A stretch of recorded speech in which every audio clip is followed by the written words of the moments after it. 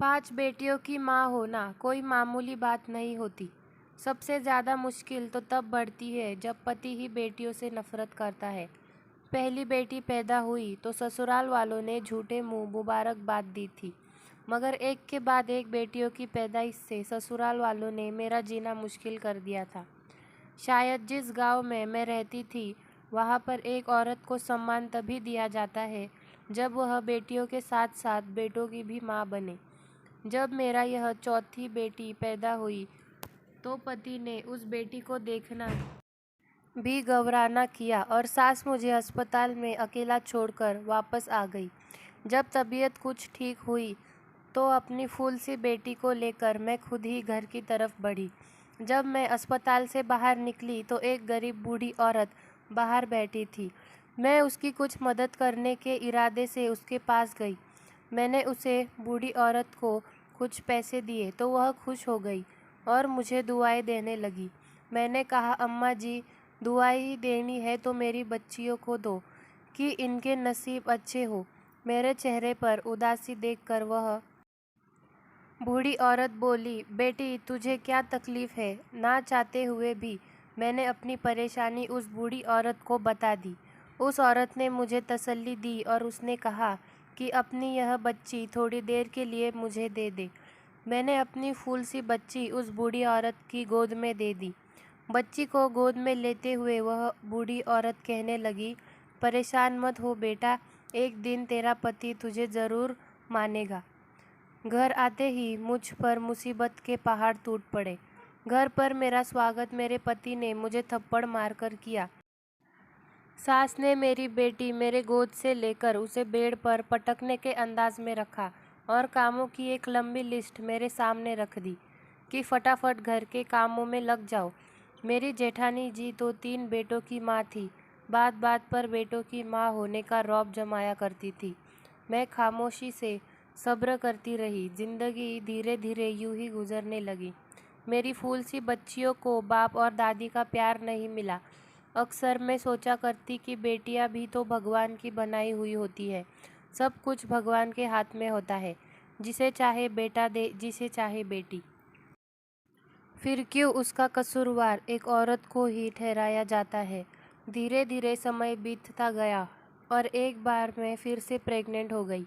4 बेटियों के बाद अब मेरी भी यही अभिलाषा थी कि भगवान मुझे बेटा ही दे दे, ताकि मैं अपने पति और सास की शिकायत को दूर कर सकूं। जैसे जैसे मेरे डिलीवरी का समय करीब आ रहा था, मेरा डर बढ़ता जा रहा था। मेरा पति दूसरे में काम करता था। इस बार तो उसने साफ साफ कह दिया था कि अगर इस बार भी बेटी को जन्म दिया तो मैं तुम्हें डिवोर्स दे दूंगा। उनकी बात सुनकर मेरा शरीर कांपने लगा था।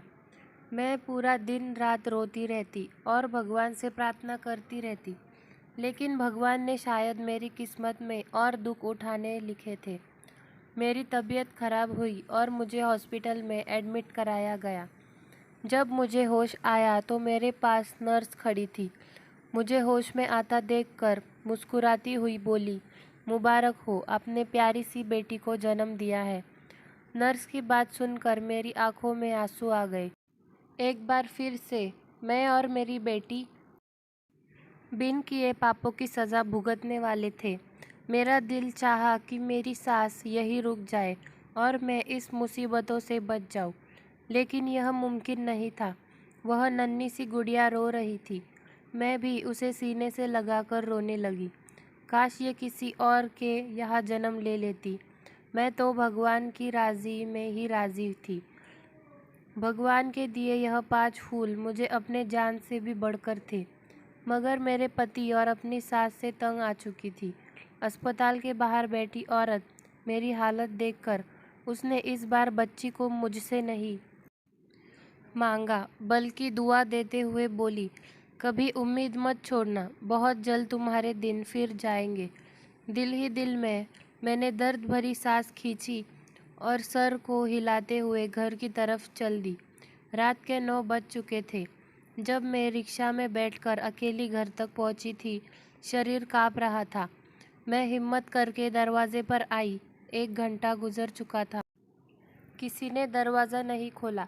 अंदर से मेरी बेटियों के रोने की आवाज़ आ रही थी। अंधेरा हो चुका था, मगर किसी ने भी दरवाज़ा नहीं खोला। मैं वही दरवाजे से टेक लगाए बैठी रोती रही।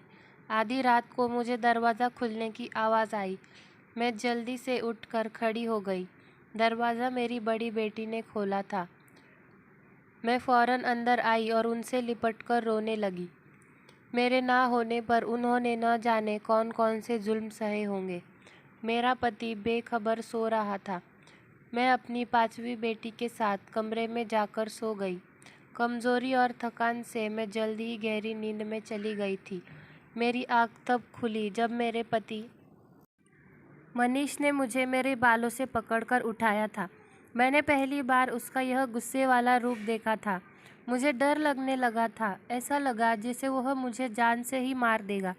उसका यह रूप देखकर मैं बहुत ज़्यादा डर गई थी। मनीष मुझे बाहर लेकर आया। मेरी बेटियां यह सब देखकर रोने लगी, जबकि मेरी सास उन्हें डांटकर चुप करवाने लगी। मनीष बोला, किसके कहने से तुम इस घर में दाखिल हुई? मेरे घर के दरवाजे अब बंद हो चुके हैं तुम्हारे लिए। अपनी बेटियों को लो और मेरे घर से निकल जाओ।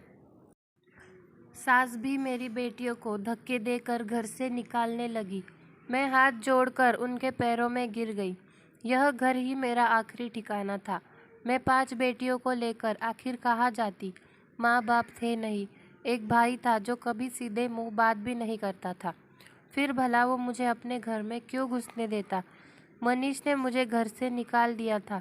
मैं अपनी बेटियों के साथ वही दरवाजे पर बैठी रो रही थी कि तभी मुझे सास के चिल्लाने की आवाज़ आई और फिर मेरे पति की आवाज़ सुनकर मुझे कुछ दुर्घटना होने का एहसास हुआ। मेरी सास पैर से चलने की वजह से गिर चुकी थी और उसका सर किसी चीज़ से लगकर फूट चुका था। मेरा पति रोता हुआ उसे डॉक्टर के पास लेकर जाने लगा, मगर कुछ देर बाद बहुत बुरी खबर सुनने को मिली कि सर पर गहरी चोट लगने की वजह से मेरी सास की मौत हो चुकी है। भले ही मेरे पति ने और मेरे सास ने मेरी बेटियों के साथ अच्छा व्यवहार नहीं किया था, मगर उस वक्त उन्हें तकलीफ़ में देखकर मैं उनका दुख बांटने लगी। हमारे सारे रिश्तेदार हमारे घर मेरी सास को देखने के लिए आ रहे थे, इसलिए मेरे पति ने मुझसे दोबारा घर से जाने की बात नहीं की थी। धीरे धीरे वक्त गुजरता गया और मेरे पति का व्यवहार मेरे साथ पहले से कुछ अच्छा हो गया। कभी कभी ज़रूरत पड़ने पर वह मुझसे बात भी कर लिया करते थे, लेकिन वो अपनी बेटियों को तो एक नज़र देखना भी गवारा नहीं करता था। मैंने नोट किया था कि वह दूसरी औरतों में ज़्यादा दिलचस्पी लेने लगा है। मेरे सर पर अब और एक खतरा मंडराने लगा था। मुझे डर लगने लगा था कि कहीं मनीष बेटे की चाह में दूसरी शादी ना कर ले। मेरी बेचैनी दिन ब दिन बढ़ती जा रही थी और एक दिन ऐसा आएगा जब मेरा सोचना सही साबित हो गया। मनीष मेरे पास आया और बहुत ही संजीदा शब्दों में बोला, मम्मी को 3 महीने हो चुके हैं और मुझे वापस भी जाना है। जाने से पहले मैं दूसरी शादी करना चाहता हूँ, क्योंकि तुम तो बेटियां पैदा करने की मशीन बनी बैठी हो। यही ख्वाहिश मेरी माँ भी दिल में समाये इस दुनिया से चली गई। पति के शब्दों से मेरा खून खौलने लगा।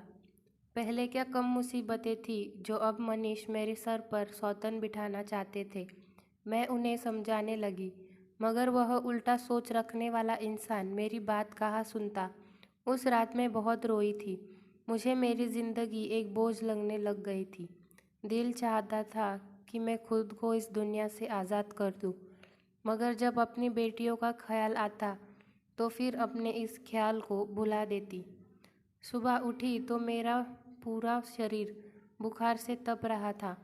पहले तो मनीष ने कुछ ध्यान नहीं दिया, लेकिन तबीयत तो जब ज़्यादा बिगड़ने लगी तो मनीष मुझे डॉक्टर के पास ले गया।